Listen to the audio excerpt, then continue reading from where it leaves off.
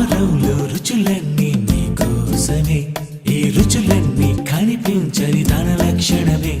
ఆహారంలో రుచులన్నీ నీకోసమే, ఈ రుచులన్నీ కనిపించని తన లక్షణమే.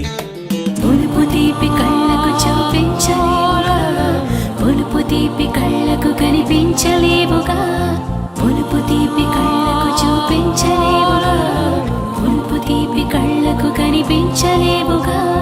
కనిపించని రుచులన్నీ కలిగించే కన్నాడు నిన్నే, నీకు కనిపించకపోయినా ఉన్నాడని నమ్మాలి నీవే.